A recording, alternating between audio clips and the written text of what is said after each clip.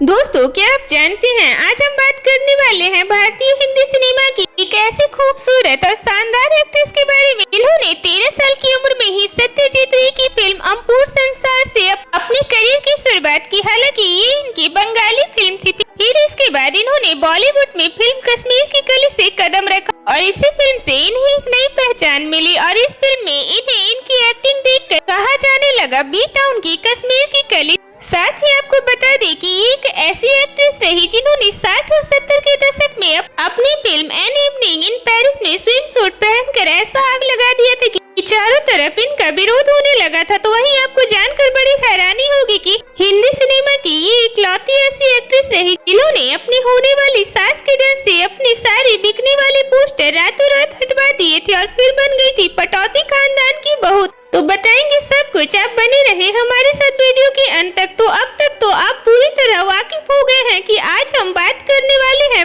बॉलीवुड की मशहूर एक्ट्रेस रह चुकी शर्मिला टैगोर के बारे में। तो आइए सबसे पहले उनके निजी जीवन पे नजर डालें। तो शर्मिला टैगोर का जन्म 8 दिसंबर 1944 को हैदराबाद, ब्रिटेन, भारत में हुआ था।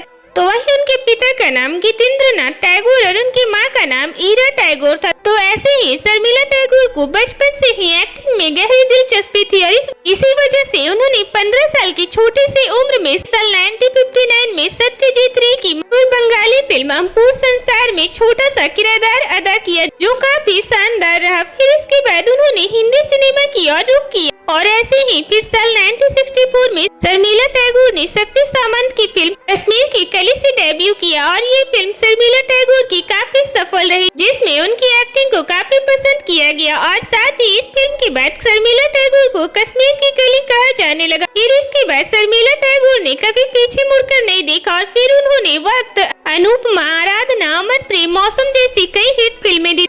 तो वहीं जहां एक तरफ शर्मिला टैगोर को हिंदी सिनेमा में इतना नाम मिला, तो साथ में उन पे भारतीय सिनेमा की परंपराओं को तोड़ने का आरोप लगा। जब उन्हें साल 1967 में आई फिल्म एन इवनिंग इन पेरिस में पहली बार बिकनी जैसे छोटे कपड़े में देखा गया, जिसके बाद शर्मिला टैगोर की इस तरह बोल्ड रूप में नजर आने के बाद उन्हें कई आलोचनाओं का भी सामना करना पड़ा। इतना ही नहीं, इन्हें इस बिकने वाले रूप के चलते आगे भी काफी परेशानी हुई थी। जब शर्मिला टैगोर की मुलाकात मसूर अली खान से कॉमन फ्रेंड की पार्टी में हुई थी और पहली मुलाकात में ही मसूर अली खान को शर्मिला टैगोर की खूबसूरती भा गई और उन्हें उनसे प्यार हो गया और ऐसे ही फिर मसूर अली खान और शर्मिला टैगोर की मुलाकातें बढ़ने लगी। इसके बाद दोनों ने शादी करने का फैसला किया। हालांकि इन दोनों के लिए ये फैसला आसान नहीं रहा, क्योंकि शर्मिला और नवाब मसूर अली खान अलग अलग धर्म से ताल्लुक रखते थे। लेकिन इसके बावजूद भी शर्मिला टैगोर और मसूर अली खान ने अपनी मोहब्बत की डोर को इतनी मजबूत साबित किया कि दोनों को अब सिर्फ मौत ही अलग कर सकती है। जिसके बाद फिर